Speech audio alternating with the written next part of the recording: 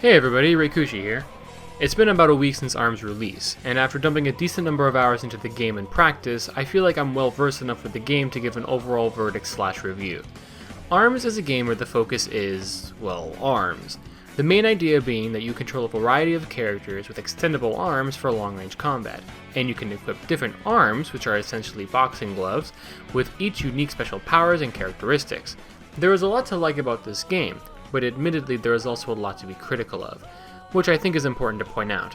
I'm going to be going over various areas such as game performance, online capabilities, gameplay, customization options, and so on. And once I'm finished, I will give you an overall score of the game out of 10. Without further ado, let's get started! In-game presentation. When you boot up into the game, the first thing you're met with is the box art as the title screen, and then when you reach the menu, you're met with a terribly bright yellow page with a few options to select. Right out of the gate, I have to open up with something that I think persists throughout the entire game, and that is a lack of artistic direction and creativity. Everything is very bare bones in terms of its presentation, and this is reflected immediately with even the bland title screen. Another example in where the game takes shortcuts with its presentation is the Grand Prix. I'm not knocking the arcade style fights, we'll get to that later, but I want to point out the announcer Biff. If you watched any of the Nintendo Directs or trailers where Biff was included, you'll notice Biff had a very prominent and boisterous voice. It was a very in-your-face voice. This added a level of charm that made me excited to play the game even more because Biff made the game wackier and gave it some more personality. However, once you do the Grand Prix, you'll see Biff falls prey to the Animal Crossing effect, where you'll hear sounds coming from their mouths but nothing in the way of an actual language or dialogue. The game loses a lot of its charm there, and the whole thing comes off as very safe. In my opinion, nothing really jumps out at me as being really whoa in that regard, for a lack of a better word. The game was created first and foremost because someone had an idea of taking advantage of the unique configuration of the Joy-Con controllers, and it shows. The gameplay. It would be wrong of me to be too critical of the game for lacking visual presentation when clearly the fighting is the focus of the game, so how does that stack up? It's a mixed bag. The game succeeds at being really unique and developing its own sense of style. There's enough options to create your own playstyle, which is great. The balance of the game is helped by the fact that there is an answer for everything that gets thrown at you, akin to rock, paper, scissors, much like that of other fighting games. You know, guarding beats punch, grab beats guarding, and punching overpowers grabs. There is also an in-game's arms weight system with light, medium, and heavy arms customizations for you to equip to each hand before combat. The heavier the arm, the slower it tends to be, but it will flat out overpower clashing with another arm in a weight class that is lower than it. But if you and an opponent throw a punch with an equipped arm of the same weight class, the punches cancel out. You can set which 3 arms you want to set on a character before going into any game mode, so after a round is over, you can switch up your arms between the 3 if you feel like you need to change things up. And what fighting game is complete without an ultimate attack? As you hit your opponent, you'll build up an ultimate meter. Once it's full, you can unleash a furious barrage of punches at your opponent, but only straight on. So it's best used when you know you'll be able to hit your opponent. This, coupled with the ability to dodge and air dash in all directions, and there is clearly some depth to be explored here. There are also some unique stages, each with their own special gimmick or configuration.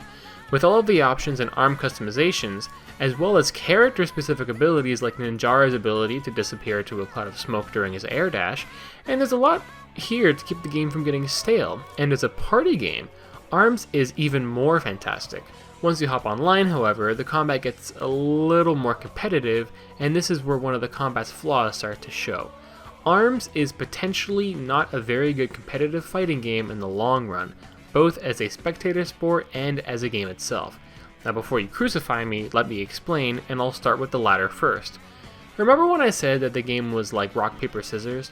Do you remember playing rock, paper, scissors in the schoolyard with your friends and trying to cheat them out just by picking your option a split second after they did? Well, in a nutshell, this is how it feels to play ARMS at all times. The more competitive it gets, the more defensive it becomes. In general, punching or grabbing, which is like the only way to do damage, is a huge commitment with a large cooldown before your arms retract. This means it's hard to put any offensive pressure that isn't unsafe or punished easily. Due to this, smart players wait to see the opponent's move first and quickly counter whatever move they use because most things have a long cooldown. The stages also play into some of the frustration of playing online. Some stages, like Spring Man or Ninjara stages, are harmless enough. but Helix's, or God forbid Kid Cobra stage with the damn Beyblades, make the combat really campy, and it changes the focus from the combat to the stage gimmick. The problem is amplified by the 99-second timer in the game. There is a lot of waiting around to feel out the opponent in this game, so the short timer makes it very easy to time out your opponent if you happen to get a lead, which is almost never fun. This can't even be remedied in local tournaments either, since even in Versus, the only option for time is either 90 seconds or infinite. Online, you still have to worry about items randomly dropping from the sky that can't be turned off. The only item I tend to like are the explosive balls, because it gives you a choice of hitting the ball in their direction or trying to hit them as they try to hit the ball. The healing and ultimate gauge zones that show up are just annoying. There is very little warning for when they show up, and when they do, they can just totally suck out all the effort you put into chipping away at your opponent if you can't get them out of the zone in time.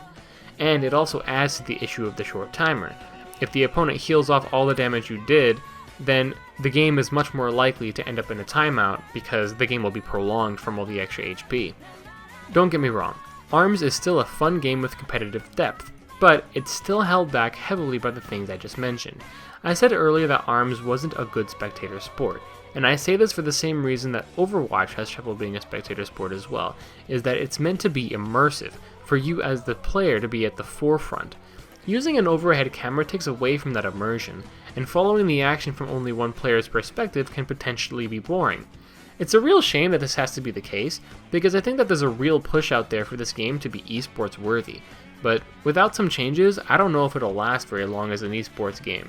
I could be wrong though, but we'll have to wait and see. Online. I cannot stress enough that using the wired connection for online play is essential for the best connection, and if you aren't using one, you should change that immediately. That said, with Wii and Wii U games, even with a wired connection, I tended to lag a lot.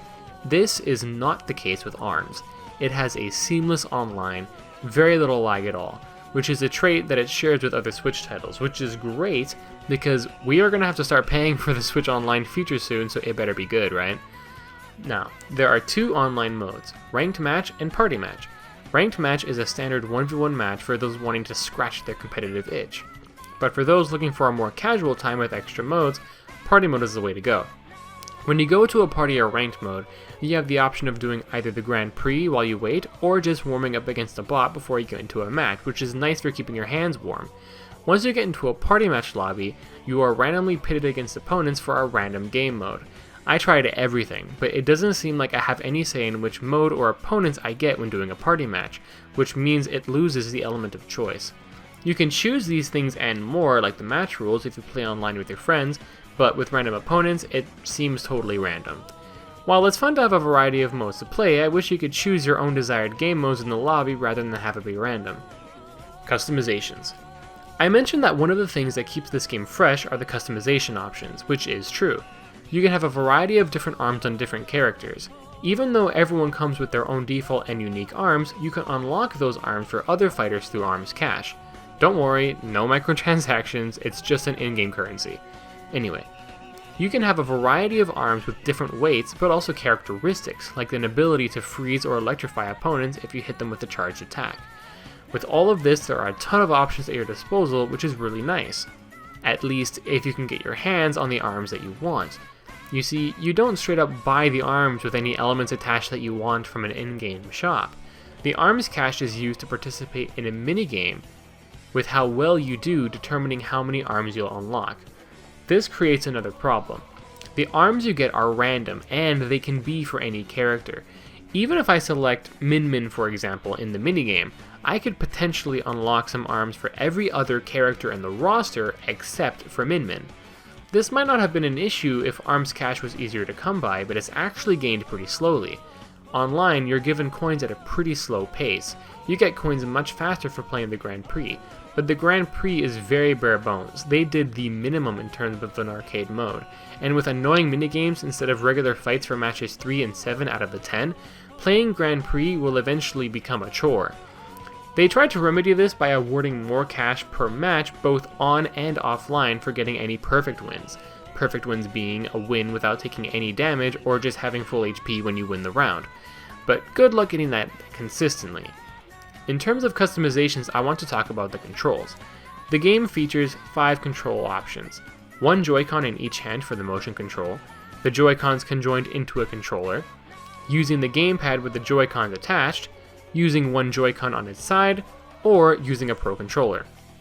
Unfortunately, it really feels more like only 2 controller options, since most of the control schemes use the same button layout, and there is no option to remap the button controls.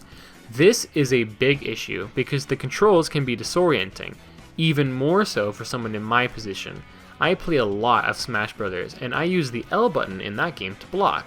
So, a lot of the time, I push L by habit while trying to block an opponent, and I end up throwing a punch by accident. I know this can be seen as my own fault, but most fighting games come with the option to change the control layout to suit the player, so a lack of one is pretty substantial. The verdict.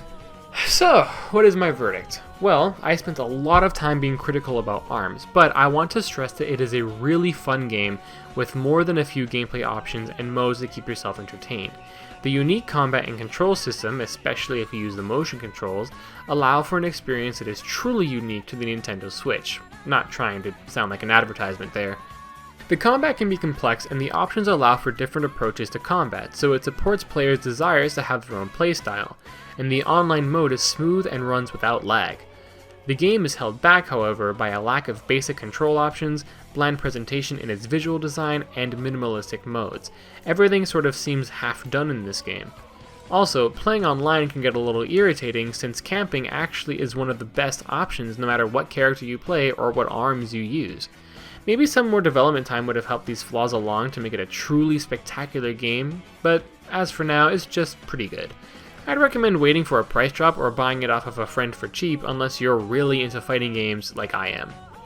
Overall, I give this game a 7 out of 10 for an original concept and fun gameplay, but lacking some core quality of life aspects like control options and having minimalistic artistic and game mode direction. If you enjoyed the video, please give it a like and make me feel better for all the ninjaras and min-mins I had to fight online. And if you agreed or disagreed with anything I said, please make sure to let me know in the comments below so I have a good idea which direction I should take with my next review. Until then, catch you guys later. Peace.